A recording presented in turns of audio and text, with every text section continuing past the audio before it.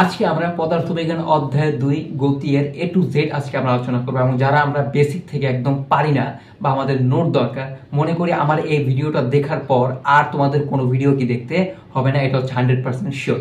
তাহলে চলো আজকে আমরা শুরু করি, অর্থাৎ নোট থেকে শুরু করে যত প্রকার কোশ্চেন আসতে পারে সবগুলোকে আজকে আমরা ডিটেলসে আলোচনা করবো। এবং যারা আমার পেজ অথবা আমার ইউটিউব চ্যানেলটা ফলো করে না, অবশ্যই ফলো করে দাও, তাহলে তোমরা দ্রুত ভিডিওগুলো কি পেতে থাকবে। এবং সামনে যে তোমরা পরীক্ষা দিবে SSC 26, তাদের জন্য নর্মালি কি ভিডিওগুলো আপলোড করা, এবং এগুলো হচ্ছে আপডেটেড ভিডিও এবং তোমাদের যে নতুন বই আছে এর উপর ভিত্তি করে এগুলা তৈরি করা। ওকে, তাহলে চলো আমরা শুরু করি। প্রথমে আমরা দেখবো হচ্ছে যে একটু লেজার নিয়ে নিয়ে আমরা তোমাকে এখানে স্লাইডে দেখতে পাচ্ছ যে গতি লেখা আছে। গতি ইংলিশ হচ্ছে নর্মালি কি মোশন। এখান থেকে দুইটা সংজ্ঞা আমাদের জানতে হয়, যে স্থিতি কাকে বলে এবং গতি কাকে বলে। সময়ের পরিবর্তনের সাথে পারিপার্শ্বিক সাপেক্ষে যখন কোনো বস্তুর অবস্থানে পরিবর্তন ঘটে না, তখন ওই বস্তুকে স্থিতিশীল বা স্থির বস্তু বলে। আমাদের যে বইগুলো আছে ওইগুলোতে এরকম ডিটেলসে সুন্দর করে আলোচনা করা না, কিন্তু আমি এখানে তোমাদের ডিটেলস একদম সুন্দর করে আলোচনা করে কি দিব, এবং এগুলা একদম নোট করে আকারে দেওয়া আছে। আচ্ছা, তার মানে দুইটা জিনিস, একটা স্থিতি কাকে বলে, একটা হচ্ছে গতি কাকে বলে। স্থিতি বলতে বোঝায় সময়ের সাথে যখন কোনো বস্তু মুভ করবে, অর্থাৎ এক জায়গা থেকে আরেক জায়গায় যখন যাবে, তখন সেটাকে আমরা কি বলি, নর্মালি গতি বলি। আর সময়ের সাথে যখন কোনো বস্তুর অবস্থানে পরিবর্তন হবে না, তখন সেটাকে আমরা কি বলি, স্থিতি। আমি আবার বলতেছি, স্থিতি কাকে বলে, সময় চলতেছে কিন্তু আমার কোনো অবস্থানে কি পরিবর্তন হচ্ছে না, সেটাকে আমরা কি বলবো, স্থিতি। আর সময় চলছে, সময় তো চলবে, যদি আমার অবস্থানে পরিবর্তন হয় সেটাকে আমরা কি বলি, গতি বলি। কি বলি, গতি। তার মানে আমরা যখন চিন্তা করব তখন সময়ের সাথে কি নর্মালি কম্পেয়ার করব। তো এই দুইটা সংখ্যা আমি সুন্দর করে এখানে লিখে দিয়েছি, একেবারে হুবহু তোমরা খাতায় উঠিয়ে দিবা, একদম ফুল নাম্বার পেয়ে যাবা, কোনো সমস্যা নাই। ওকে, এরপর আছে হচ্ছে প্রসঙ্গ কাঠামো কাকে বলে, পরম স্থিতি কাকে বলে, করম গতি কাকে বলে, এগুলো তোমরা একটু দেখে নিবা। এগুলো কঠিন কিছু না। প্রসঙ্গ কাঠামো কাকে বলে মানে হচ্ছে আমি যে গতিশীল বা স্থিতিশীল বা আমি স্থির বসে আছি বা আমি চলতেছি, এটা যার সাথে তুলনা করব সেটা হচ্ছে কি আমাদের প্রসঙ্গ কাঠামো। ওকে, যাই হোক, এবার আসি হচ্ছে আমরা বিভিন্ন প্রকার গতি। ওকে, আচ্ছা, গতির মধ্যে কি আছে, বিভিন্ন প্রকার আছে, যেটা আমাদের বইতে আলোচনা করা আছে এবং ওইভাবে সুন্দর করে আলোচনা করা নাই। তা আমি আবার বলতেছি যে আমার যে স্লাইডগুলো তৈরি করা বা যে এখানে তোমরা দেখতে পাচ্ছ, এগুলো একদম সাজিয়ে বইয়ের মতো তৈরি করা। ওকে, তো তোমরা চাইলে এটা কি একদম বইয়ের মতো কি সাজিয়ে নিতে পারো, অর্থাৎ এগুলা যদি তোমরা পড়ো মেইন বই একদমই পড়া লাগবে না। ওকে, সরলরৈখিক যেটা ইংলিশে বলে হচ্ছে লিনিয়ার মোশন। আমি তোমাকে বলে দিচ্ছি, যদি একটা রাস্তা সোজা থাকে এবং এই সোজা রাস্তায় যদি কোনো বস্তু চলে, যে কোনো গাড়ি চলে, তাহলে সেই গতিটাকে বলি আমরা কি, সরলরৈখিক গতি। সরলরৈখিক মানে হচ্ছে সোজা, অর্থাৎ সোজা রাস্তায় যখন কোনো গাড়ি চলবে সেটাকে আমরা কি বলি, সরলরৈখিক গতি। সরলরৈখিক, সরল রেখা বরাবর। ওকে, মোস্ট ইম্পর্টেন্ট বিষয় হচ্ছে এখানে যে উদাহরণ, যেটা আমাদের MCQ-তে আসে। যেমন উদাহরণ হতে পারে একটি সোজা সড়কে কোনো গাড়ির গতি সরলরৈখিক গতি। কোনো কিছুকে সমতল পৃষ্ঠে ধাক্কা দিয়ে ছেড়ে দিলে, যেমন কোনো মার্বেল যদি হয়, যে পৃষ্ঠ যদি সমতল হয়, তাহলে ধাক্কা দিয়ে ছেড়ে দিলে কি এটা সোজা চলবে। আচ্ছা, একটি বলকে উপর থেকে ছেড়ে দিলে, নর্মালি একটি বলকে বা একটি কলমকে যখন উপর থেকে আমরা ছেড়ে দিই তখন এটা কি হয়, নর্মালি উপর থেকে নিচে কি সোজা পড়ে। তাহলে এই গতিটা কি আমাদের সরলরৈখিক গতি। তাহলে আসবে উপর থেকে যখন কোনো আমরা বস্তু ফেলে দিই, তাহলে সেই গতিটাকে আমরা কি বলি, সরলরৈখিক গতি। এগুলো কিন্তু খুবই গুরুত্বপূর্ণ। তাহলে এই সংজ্ঞাটা দিবা, প্লাস কি আমাদের এই উদাহরণগুলো কি মনে রাখতে হবে। আচ্ছা, এরপরের স্লাইড আমরা চলে যাই। ঘূর্ণন গতি, যাকে ইংলিশে বলে কি সার্কুলার মোশন, যেটা আমরা আমাদের প্রাত্যহিক জীবনে কি দেখতে পাই, যেমন এই যে পাখা, ফ্যানের পাখা, বিভিন্ন বস্তু ঘুরলে সেটাকে আমরা কি বলি, সরলরৈখিক গতি। সংজ্ঞাটা কিরকম ভাবে লিখবো আমরা, যখন কোনো বস্তু কোনো নির্দিষ্ট বিন্দু বা রেখা থেকে বস্তু কণাগুলো দ্রুত অপরিবর্তিত রেখে ওই বিন্দু বা কেন্দ্র করে ঘুরে, তখন সেই বস্তুর গতিকে কি ঘূর্ণাকার গতি বা বৃত্তাকার গতি বলে। কোশ্চেন দুইটা, একটা হচ্ছে ঘূর্ণন গতি, আর একটা হচ্ছে আমাদের বৃত্তাকার গতি। তাহলে বৃত্তাকার গতি আসলে এই সংজ্ঞা দিব, ঘূর্ণন গতি আসলে এই সংজ্ঞা দিব। যেমন একটা ফ্যান যখন আমরা ঘুরে, তখন নর্মালি কি হয়, ফ্যানটা তাদের পয়েন্ট রেখে নির্দিষ্ট দূরত্বে কি ঘুরতে থাকে। এরকম হয় না ফ্যানটা যে এই পাশে চলে যাচ্ছে এই পাশে না, নির্দিষ্ট দূরত্বে রেখে ঘুরতেছে। এরকম যদি হয় সেটাকে আমরা কি বলি, ঘূর্ণন গতি বলি। আচ্ছা, মোস্ট ইম্পর্টেন্ট ব্যাপার হচ্ছে কি এখানে উদাহরণগুলো। এক, বৈদ্যুতিক পাখার গতি, ঘড়ির কাঁটার গতি, আকাশের চাঁদ, চাঁদকে কোনো বস্তু দিয়ে পৃথিবীর সাথে বেঁধে রাখা যায়, তবু এটি পৃথিবী টুক করে, এটা খুবই গুরুত্বপূর্ণ একটা উদাহরণ। যেমন আকাশের চাঁদ, চাঁদকে কোনো কিছু দিয়ে পৃথিবীর সাথে কি বেঁধে রাখা নেই, তবু এটা পৃথিবীকে কিন্তু কেন্দ্র করে কি ঘুরছে, এটা টুক করে কি পৃথিবীতে পড়ে যাচ্ছে না। এই যে কেন্দ্র করে ঘুরছে গ্রহ উপগ্রহ, এগুলাকে আমরা কি বলি, ঘূর্ণন গতি। এরপরে আসে হচ্ছে চলন গতি, যাকে ইংলিশে বলা হচ্ছে ট্রান্সলেশনাল মোশন, যেটা তোমরা আমার স্লাইডে দেখতে পাচ্ছ। কোনো বস্তু যদি এমনভাবে চলতে থাকে যাতে বস্তুর সকল কণা একই সময় একই দিকে সমান দূরত্ব অতিক্রম করে, তাহলে ওই গতিকে কি বলি আমরা? চলন গতি বলি। অর্থাৎ আমরা একটা বস্তুকে এমনভাবে মুভ করব যেন বস্তুর কিছু অংশ পড়ে না যায়। ওকে, সাপোজ আমি একটা উদাহরণ দিয়ে যদি তোমাদের দেখাই, ধরো যে ক্যালকুলেটরটা, ওকে, ক্যালকুলেটর আমি এখান থেকে এখানে মুভ করলাম, তাহলে ক্যালকুলেটর যত কণা আছে বা ক্যালকুলেটর যে বস্তু দ্বারা তৈরি সবগুলো কি একসাথে চলছে? মানে এরকম হয় না যে কিছু অংশ কি পড়ে গেছে বা পরে আসতেছে। অর্থাৎ একটা বস্তু তার সবগুলো কণা দিয়ে কি তৈরি, তাহলে যখন আমরা এটাকে মুভ করব তখন সবগুলো কণাই কি মুভ করবে। এরকম গতিকে আমরা কি বলি? চলন গতি বলি। উদাহরণ হচ্ছে একখানা বইকে ঘুরতে না দিয়ে ঠেলে টেবিলে এক প্রান্ত থেকে অন্য প্রান্তে নিয়ে গেলে, যেটা আমি একটু আগে বুঝলাম। ওকে, আচ্ছা, এটা হচ্ছে ইম্পর্টেন্ট। তারপর হচ্ছে আমাদের পর্যায়বৃত্ত গতি, যাকে ইংলিশে বলে কি? Periodic motion. আচ্ছা, এটা কিন্তু পর্যায়বৃত্ত। পর্যায় মানে কি? একটা সময় পর পর, যেমন আমাদের ঘড়ি 12 ঘন্টা পর পর কি হয়? ঘুরপাক খায়, তাই না? হ্যাঁ, তাহলে পর্যায় মানে হচ্ছে একটা সময় পর পর এটা কি হবে? গতিটা দেখা যাবে। আচ্ছা, কিরকম? কোন গতিশীল বস্তু কণার গতি যদি এমন হয় যে এটি এর গতিপথে কোনো নির্দিষ্ট বিন্দুকে নির্দিষ্ট সময় পর পর নির্দিষ্ট বিন্দুকে নির্দিষ্ট সময় পর পর একই দিক থেকে, একটা বিন্দুকে কেন্দ্র করে একই দিক থেকে এবং একই সময় পর পর অতিক্রম করে ঘড়ি কাঁটার গতি, তাহলে এটাকে আমরা কি বলি? আমরা পর্যায়বৃত্ত গতি বলি। যেমন কি দেওয়া আছে? আচ্ছা, পর্যায়বৃত্ত গতি আবার কয়েক ধরনের হতে পারে, এটা কিন্তু এমসিকিউতে আসে। এক, এটা একটা বৃত্তাকার হতে পারে। দুই, এটা উপবৃত্তাকার হতে পারে। তিন, এটা কি? আর সরলরেখী হতে পারে। তাহলে আমরা দেখি উপবৃত্তাকার জিনিসটা কি আসলে। পেন বৃত্তাকার মানে হচ্ছে, জানি তোমরা স্লাইডে দেখবে, বৃত্তাকার মানে হচ্ছে এই যেরকম। তো পর্যায়বৃত্ত বৃত্তাকার হইতে পারে, আবার কি উপবৃত্তাকার হইতে পারে। উপবৃত্তাকার মানে হচ্ছে একটা আটা নিয়ে গোল করে কি করবা? একটা আটা নিয়ে গোল করে চ্যাপ্টা করে দিবা, সেটা হচ্ছে উপবৃত্ত। তাহলে এটা হচ্ছে আমাদের বৃত্তাকার, এটা হচ্ছে কি আমাদের উপবৃত্তাকার, আর এটা হচ্ছে কি সরলরেখা। সরলরেখা মানে কি? সোজা। তার মানে দেখো, পর্যায়গতি 3 ধরনের হইতে পারে। এক, বৃত্তাকার হইতে পারে, ওই শেপ হচ্ছে উপবৃত্তাকার হইতে পারে, আবার কি সরলরেখা হতে পারে। উদাহরণ, আমাদের হৃৎপিণ্ডের স্পন্দন। ওকে, আমাদের হৃৎপিণ্ডে যে স্পন্দন হয় সেটাকে পর্যাবৃত্ত গতি, একটা সময় পর পর হয়। ঘড়ির কাঁটার গতি, সূর্যের চারদিকে পৃথিবীর গতি, তারপর হচ্ছে বাষ্প বা পেট্রোল ইঞ্জিনের মধ্যে পিস্টনের গতি। এটা কিন্তু খুবই গুরুত্বপূর্ণ। তোমরা কি করবা? এটা তো আমি দেখাতে পারছি না। বাষ্প বা পেট্রোল ইঞ্জিনের ভিতরে যে জিনিসগুলো থাকে, যে ফুয়েল পুড়ে, হ্যাঁ, নর্মালি এখানে যে হয় তেলটা পুড়ে কি হয়? নর্মালি ইঞ্জিনটা নর্মালি স্টার্ট হয়। তাহলে এখানে একটা, আচ্ছা, আমি একটা ভিডিওতে আলাদা করে দেখে দিব। এখানে একটা সময় পর পর কি হয়? ইঞ্জিনটা এরকম উপর নিচে করে। তাহলে এটা এক ধরনের কি? পর্যাবৃত্ত গতি। ওকে, এরপরে চলে আসি সরল স্পন্দন গতি, যেটা খুবই গুরুত্বপূর্ণ। এটাকে বলা হচ্ছে সিম্পল হারমোনিক মোশন। আচ্ছা, এটার সংজ্ঞাটা কি হবে? এটা পর্যাবৃত্ত গতি সম্পন্ন। সুতরাং সরল স্পন্দন গতি যদি হইতে চায় তাহলে অবশ্যই তাকে কি হতে হবে? পর্যাবৃত্ত গতি হতে হবে।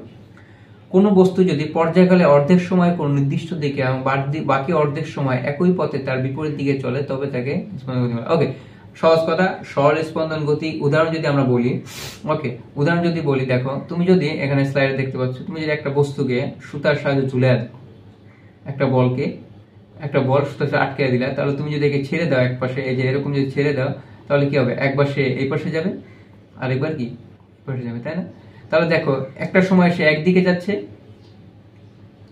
আবার ফুল আরেকটা সময় কি তার বিপরীত দিকে যাচ্ছে। তাহলে ধরো যে সাপোজ এইটা আমি যদি একটু মুছা দিই, হ্যাঁ, তোমরা দেখতে পাচ্ছ, আমি একটু হালকা একটু মুছি, মুছা জিনিসটা আমি একটু ক্লিয়ার করি তোমাদের। পর্যায়কাল মানে কি? পর্যায়কাল মানে হচ্ছে যে সম্পূর্ণ পথ ঘুরে আসতে যে সময়টা লাগে সেটাকে আমরা কি বলি? পর্যায়কাল বলি। কি বলি? পর্যায়কাল। তাহলে দেখো, এখানে তুমি ধরো এখান দিয়ে ছেড়ে দিলা, এখান দিয়ে টান দিয়ে ছেড়ে দিলা, তাহলে এটা কি একবার যাবে, এবার কি হবে? আসবে, তাই না? তাহলে আমি ধরো এ পয়েন্ট থেকে ছাড়লাম, কোন পয়েন্ট থেকে? এ পয়েন্ট থেকে। তাহলে সে একবার যাবে, একবার কি আসবে। এই যেতে আসতে যে সময়টা লাগবে সেটাকে আমরা কি বলি? পর্যায়কাল। ধরো পর্যায়কাল এখানে 2 সেকেন্ড ধরলাম, কয় সেকেন্ড? 2 সেকেন্ড। তাহলে এ থেকে ধরো বিতে, আমরা পয়েন্টে বি, এ থেকে বিতে যাইতে লাগবে 1 সেকেন্ড, আবার বিতে যাইতে লাগবে কি 1 সেকেন্ড। তাহলে মোট কয় সেকেন্ড? 2 সেকেন্ড। তাহলে যে বিন্দু থেকে যাত্রা শুরু করবে আবার ওই বিন্দুতে ফিরে আসতে যে সময়টা লাগে সেটাকে আমরা কি বলি? পর্যায়কাল। তাহলে ধরো যে এ থেকে বিতে যখন গেছে কয় সেকেন্ড লাগে? 1 সেকেন্ড। আবার বি থেকে এতে আসছে কয় সেকেন্ড? 1 সেকেন্ড। তাহলে এরকম যদি হয় যে একটা পথ একবার একদিকে যাবে আরেকবার কি তার বিপরীত দিকে যাবে, সেটাকে আমরা কি বলি? সরল স্পন্দন গতি। ওকে, তাহলে দেখো এখানে, আচ্ছা, তাহলে আমরা উদাহরণ যদি স্প্রিং থেকে দুলিয়ে দেওয়া একটা বস্তুর গতি, যেটা আমরা দেখালাম একটু, সরল দোলকের গতি, যেটা ইলেকট্রিকে দেখাচ্ছি, স্প্রিং দুলিয়ে দিলে কি হবে? এরকম ঝুলতে থাকবে, এরকম উপর নিচে হবে। কম্পনশীল সুরসালা গতি, গিটারের তারের গতি, ঘড়ির পেন্ডুলামের গতি, যেটা আমাদের বড় লোক যারা আছে তাদেরকে দেখতে পাই। আচ্ছা, আমরা যখন কথা বলি তখন বাতাসের অণু এই গতির দিকে কি সামনে, আমরা যখন কথা বলি তখন যে এটা ট্রান্সফার হয় এই গতি থেকেই হয় ট্রান্সফার হয়। তাহলে এই ব্যাপারগুলো কি কিন্তু আমাদের মনে রাখতে হবে। তাহলে এগুলো সবগুলো উদাহরণ আমি একসাথে দিয়ে দিছি, এগুলো থেকে এর বাইরে কোশ্চেন আসা অসম্ভব। ওকে, আচ্ছা, তারপর চলে আসে হচ্ছে রাশি, ইংলিশে বলা হচ্ছে কোয়ান্টিটিস। আচ্ছা, রাশি হচ্ছে এই ভৌত জগতে আমরা যা কিছু পরিমাপ করি সেটাকে কি বলে, রাশি বলে। ওকে, রাশি হচ্ছে দুই প্রকার, একটা হচ্ছে স্কেলার রাশি আর একটাকে কি বলা হয়, ভেক্টর রাশি। স্কেলার রাশি কারা, যে সকল রাশিকে প্রকাশ করার জন্য শুধু মান লাগবে, কি লাগবে, মান, অন্য কিছু লাগবে না, সেটাকে আমরা কি বলি, স্কেলার রাশি।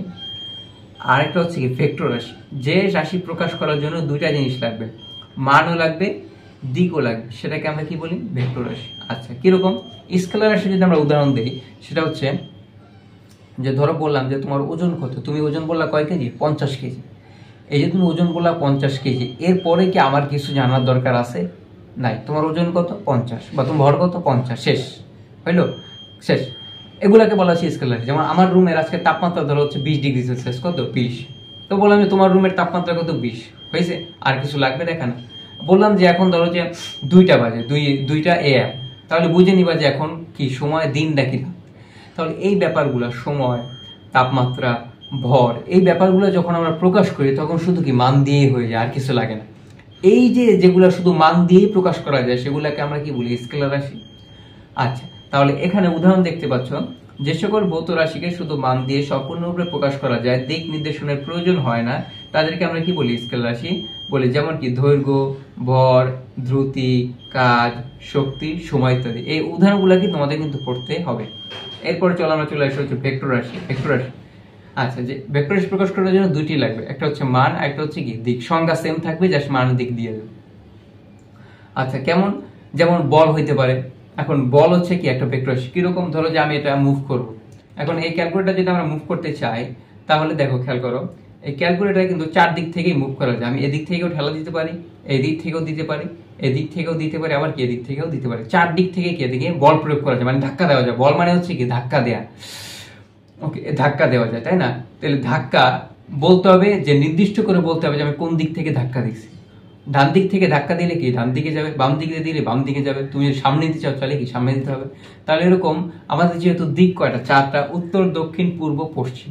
তাহলে যখন আমরা বলবো এটা যে আমি উত্তর দিক থেকে ধাক্কা দিতেছি, তাহলে বোঝা যায় তাহলে সেটা কি ওই দিকে মুভ করবে, তাই না? যে কোনো একদিকে কি মুভ করবে। এই তো, যে এই রাশিগুলো যখন প্রকাশ করতে যাব তখন কি লাগবে, দিকও লাগবে, আবার কি মানও লাগবে। মান কিরকম, ধরো যে আমি বললাম যে আমি এটাকে 10 মানে ধাক্কা দিলাম, কত মানে 10 নিউটন বলে কি ধাক্কা দিলাম। তাহলে বলতে হবে কিন্তু 10 নিউটন, কিন্তু আমি ধাক্কা দিছি, পশ্চিম দিকে ধাক্কা দিলাম, ওকে ধাক্কা দিছে, এখন বল বলতে হবে না যে কত মানে তুমি ধাক্কা দিলা। ঠিক আছে, দিক বলা শেষ, পশ্চিম দিক থেকে ধাক্কা দিতেছো, এখন বলতে হবে যে কত মানে তুমি ধাক্কা দিতেছো। তুমি বললা 10 নিউটন বলে পশ্চিম দিক থেকে ধাক্কা দিতেছে, তাহলে কি এটা সম্পূর্ণ কি অর্থ প্রকাশ পায়। এরকম হচ্ছে বল এমন একটা রাশি যেটা প্রকাশ করার জন্য কি লাগবে, আমাদের দিকও লাগবে প্লাস কি মানও লাগবে।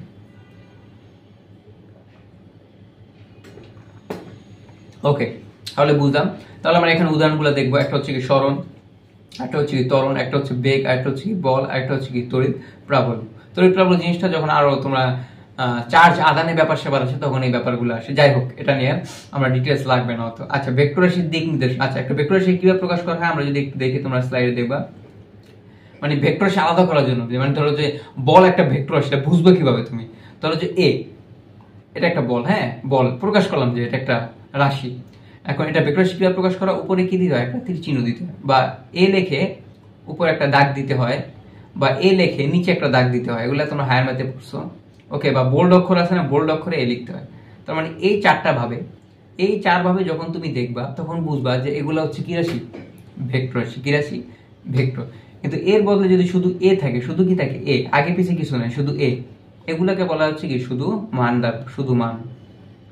অর্থাৎ কোন চিহ্নের উপরে যদি আমরা এই চিহ্নগুলা দেখি, তীর চিহ্ন, তারপর হচ্ছে দাগ, তারপর হচ্ছে নিচে দাগ, তারপর হচ্ছে বোল্ড অক্ষর, এরকম যদি দেখি তাহলে বুঝতে হবে এগুলা কি রাশি, ভেক্টর রাশি।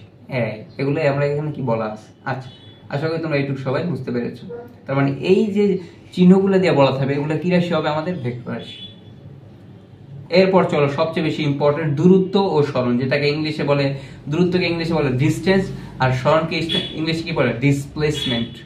ওকে, এইটা কিন্তু আমাদের জন্য কি খুবই গুরুত্বপূর্ণ। চলো আমি একটা উদাহরণ দিয়ে জিনিসগুলো ক্লিয়ার হয় যে সরণ কি আর দূরত্ব কি, এগুলো কিন্তু তোমরা জানো, তাও আমি আলোচনা করে দিচ্ছি তোমাদের জন্য। ওকে, সহজ কথা একদম বেসিক আলোচনা করে দিচ্ছি আমরা। কলম নিয়ে নিই। ধরো এটা একটা রাস্তা আঁকলাম, এই যে তোমরা সাইডে দেখতে পাচ্ছ। ধরো এটাকে দিয়ে আমরা এ পয়েন্ট দিলাম এবং এটাকে আমরা বি পয়েন্ট দিলাম। কি দিলাম আমরা? B point. এখানে একটা রাস্তা দেখছো, এই আঁকা বাঁকা একটা রাস্তা তোমরা দেখতে পাচ্ছ। আরেকটা রাস্তা আমি এ থেকে বি ডাইরেক্ট দিলাম, এই যে ডিরেক্ট। ওকে, ডিরেক্ট যে রাস্তাটা এটা হচ্ছে ধরো যে 5 মিটার। কয় মিটার? এটা ধরলাম 5 মিটার। কয় মিটার? 5 মিটার। আর এই যে আঁকা বাঁকা রাস্তা এটা আমরা ধরলাম হচ্ছে ধরো 15 মিটার। কয় মিটার আমাদের? 15 মিটার। ওকে, 15 মিটার। মাউস দিয়ে লিখতেছি তো তাই আঁকা বাঁকা হয়ে যাচ্ছে। আচ্ছা, তাহলে এটা হচ্ছে কয় মিটার আমাদের? 5 মিটার।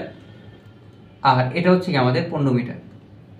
আচ্ছা, এখন দুইটা শব্দ এখানে, সরণ দূরত্ব আর হচ্ছে কি সরণ। দূরত্ব হচ্ছে কি রাশি? স্কেলার রাশি। সরণ কি রাশি? ভেক্টর রাশি। তার মানে দূরত্ব যখন আমরা আলোচনা করব তখন কি লাগবে? শুধু মান লাগবে।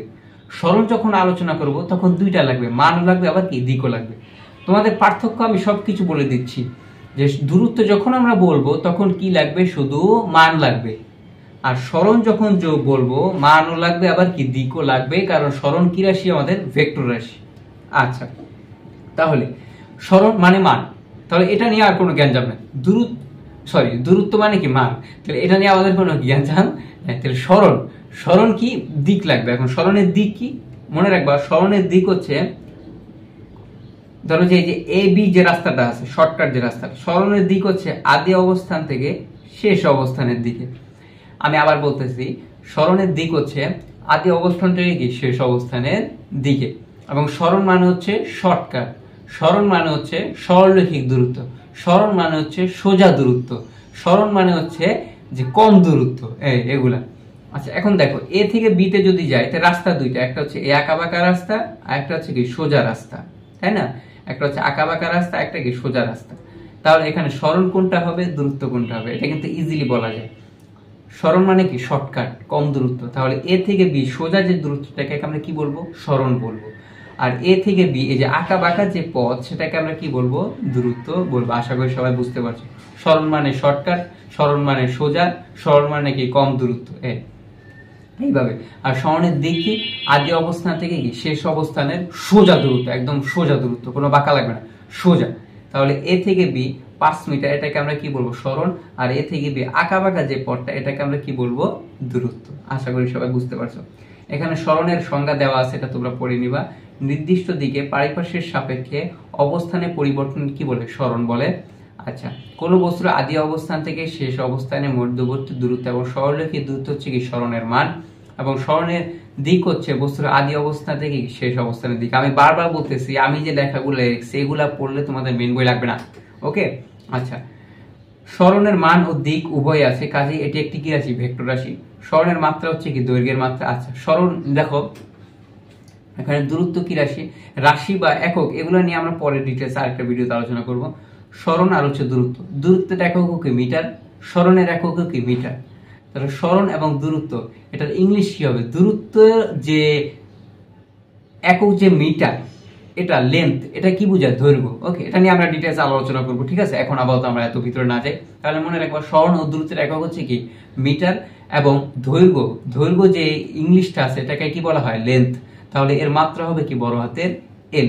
ওকে, এটা নিয়ে আমি ডিটেইলস আলোচনা করব। থাক, আজকে এখানে আমরা শুধু আমরা জানি পরিচয় পাতি হই আর কি। হ্যাঁ, আচ্ছা, এরপর আসো দ্রুতি এবং বেগ, স্পিড অ্যান্ড ভেলোসিটি। তাহলে এখানে দুইটা জিনিস মনে রাখবা। এখানে দ্রুতি হচ্ছে আমাদের কি? স্কেলার রাশি, এবং বেগ হচ্ছে কি? আমাদের ভেক্টর রাশি। যখন আমরা দ্রুতি আলোচনা করতে যাব তখন কি? শুধু মান লাগবে। আর যখন বেগ আলোচনা করতে যাব তখন কি? মান ও দিক কি উভয়ই লাগবে। ওকে, দ্রুতি বেগ। দ্রুতি ইংলিশ সময়ের সাথে কোনো বস্তুর অবস্থানের পরিবর্তনের হারকে কি বলে? দ্রুতি বলে। অর্থাৎ সময়ের সাথে যখন কোনো বস্তুর অবস্থানের পরিবর্তন ঘটবে, ধরো যে কিরকম, এই যে ক্যালকুলেটরটা আমি সময়ের সাথে এটা এখান থেকে এখানে মুভ করি। ওকে, সময়ের সাথে কি অবস্থানের পরিবর্তন হয়েছে, এটাকে আমরা কি বলি? দ্রুতি বলি। কি বলি? দ্রুতি। তাহলে দেখি আমরা, কোনো বস্তু যদি গতিশীল অবস্থায় টি সময়ে ডি দূরত্ব অতিক্রম করে, অর্থাৎ আমরা ধরে নিলাম যে একটা বস্তু টি সময় ডি দূরত্ব, মানে এখান থেকে এখানে সময় লাগছে টি, আর যে দূরত্বটা এটাকে আমরা কি ধরলাম? ডি। তাহলে আমরা দ্রুতি লিখতে পারি ভি সমান সমান কত ডি বাই টি, অর্থাৎ আমরা দূরত্বকে যখন সময় দ্বারা ভাগ করব তখন কি পাবো আমরা বেগ পাবো, সরি দ্রুতি পাবো, কি পাবো দ্রুতি পাবো। খেয়াল করো, দূরত্বকে যখন আমরা সময় দ্বারা ভাগ করব তখন আমরা কি পাবো দ্রুতি পাবো। দ্রুতিকে প্রকাশ করা হচ্ছে ভি দ্বারা, কি দ্বারা প্রকাশ করে ভি দ্বারা। ওকে, আচ্ছা এই একক আর মাত্রা নিয়ে পরে আমরা আলোচনা করব। দ্রুতির একক হচ্ছে কি মিটার পার সেকেন্ড, আমি বলছি একক আর মাত্রা নিয়ে পরে আলোচনা। আচ্ছা, অনেক সময় দূরত্বের একক কিলোমিটার, সময়ের একক ঘন্টা ধরে কিলোমিটার। হ্যাঁ দেখো, আমরা যখন বাস যখন চলে আমরা এটা কি হিসাব করি কিলোমিটার পার আওয়ার হিসাব করি, হিসাব করি কিলোমিটার পার আওয়ার। বাট আমরা যখন ম্যাথ করতে যাই আমরা হিসাব করি হচ্ছে প্রতি সেকেন্ডের জন্য, কি সেকেন্ডের জন্য প্রতি সেকেন্ডের জন্য। আচ্ছা আমরা দেখা দিই, কলম নিয়ে দেখা দিই। দ্রুতি এবং বেগ এর একক হচ্ছে ms ইনভার্স 1। এর একক কি কই গেল মাস, কই গেল আমার আচ্ছা এর একক হচ্ছে কি ms ইনভার্স 1 একক। ওকে, একক হচ্ছে এটা। এখন একক এটাও হইতে পারে আবার এটাও হইতে পারে, কি হইতে পারে কিলোমিটার পার আওয়ার, কি হইতে পারে কিলোমিটার পার আওয়ার, দুইটা হইতে পারে একক, metre per second, kilometre per hour. এটা বলতে কি বোঝায়, এটা বলতে বোঝায় যে মিটার পার সেকেন্ড, এটা বলতে বোঝায় যে প্রতি সেকেন্ডে কত মিটার গেছে। আমি যদি এখানে মান দিয়া দেই 10, কত দিয়া দিই আমরা 10, তাহলে এটা বলতে বোঝায় সে যে 10 মিটার পার সেকেন্ড, এটা বলতে বোঝায় যে প্রতি সেকেন্ডে সে 10 মিটার গেছে। কয় মিটার 10 মিটার। ওকে, আবার যদি আমরা লিখি 20 কিলোমিটার পার আওয়ার, এটা বলতে বোঝায় আওয়ার মানে হচ্ছে ঘন্টা, প্রতি ঘন্টায় সে যাবে কত 20 কিলোমিটার।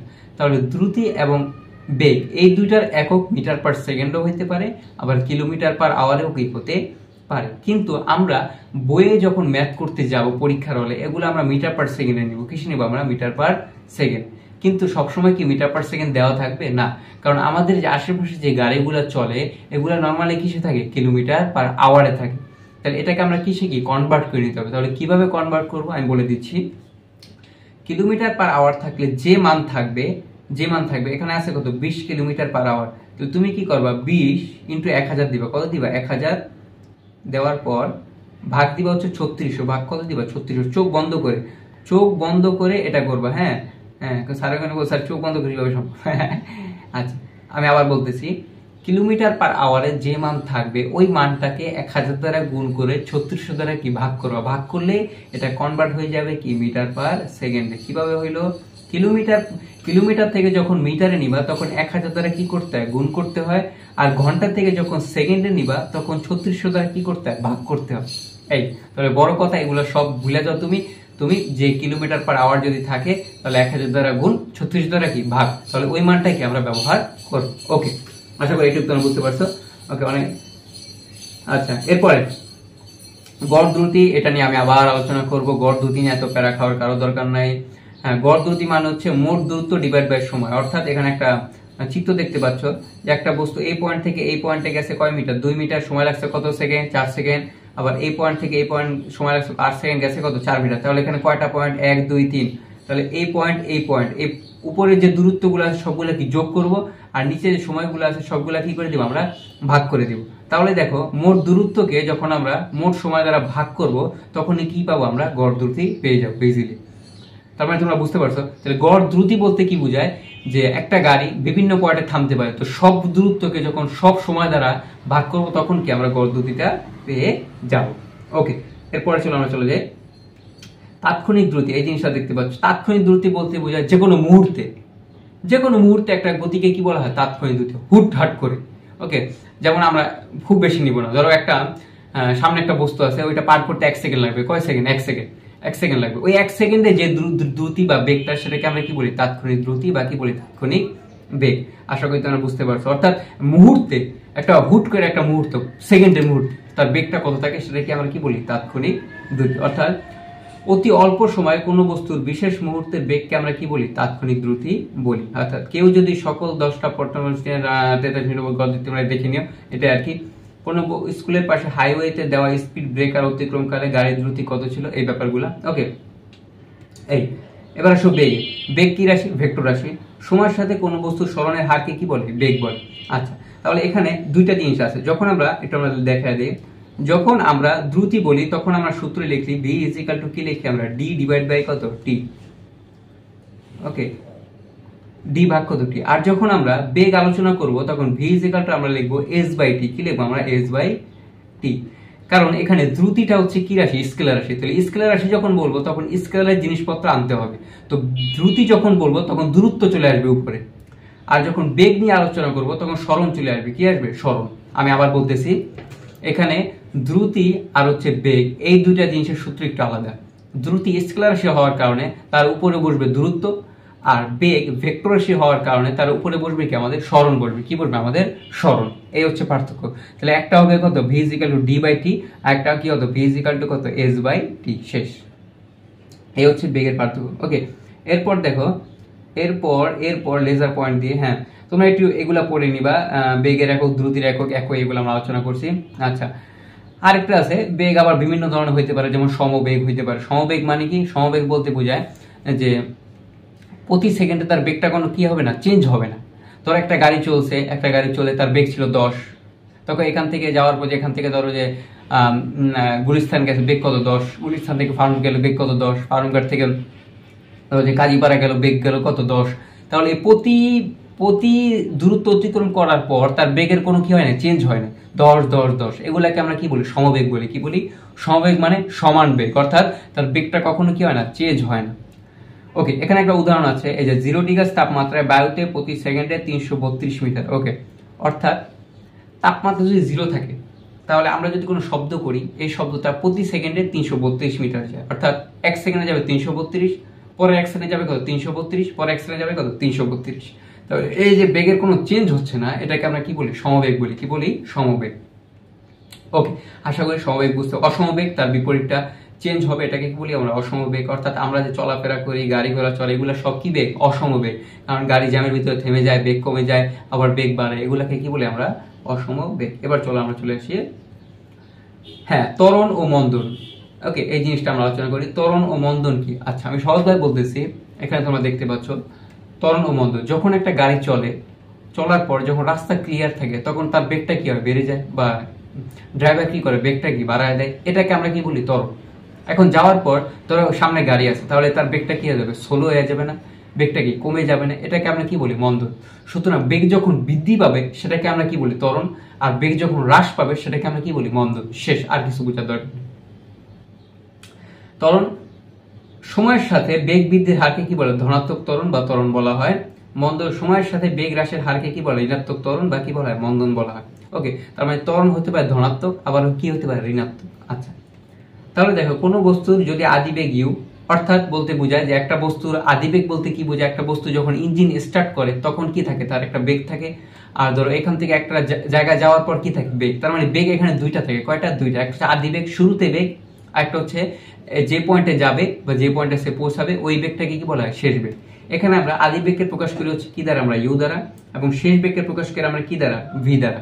ওকে, আচ্ছা, তাহলে তোমরা এখানে দেখতে পাচ্ছ টি সময় বেগের পরিবর্তন। বেগের পরিবর্তন মানে কি? বেগ কয়টা এখানে? দুইটা। একটা হচ্ছে আদিবেগ, আর একটা হচ্ছে কি? শেষ বেগ।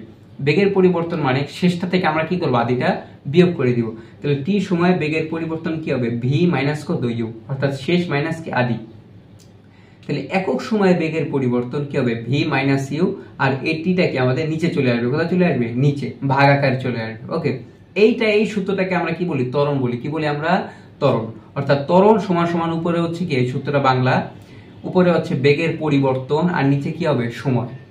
ত্বরণের সূত্র হচ্ছে উপরে বেগের পরিবর্তন, নিচে কি হবে? সময়। কেন বেগের পরিবর্তন? কারণ একটা সময় বেগ বাড়ছে, একটা সময় কি? বেগ কমে গেছে। এই যে পরিবর্তনটা হইতে কত সময় লাগছে, এটাকে আমরা কি বলি? ত্বরণ বলি। কি বলি আমরা? ত্বরণ। এখন দেখো, যখন এই ত্বরণ মানে হচ্ছে কি? এ, অর্থাৎ ত্বরণকে আমরা কি দ্বারা প্রকাশ করি? এ দ্বারা প্রকাশ করি। এই যে সূত্রটা দেখতে পাচ্ছ তোমরা, যে এ সমান সমান v minus u divide by কত? টি, এই যে লেখা আছে। এখন এই অ্যান্সারটা করার পর মান আসবে আর কি। এখানে একটা বার দেখবা এর মান পজিটিভ আসবে, ধরো 12 আসলো।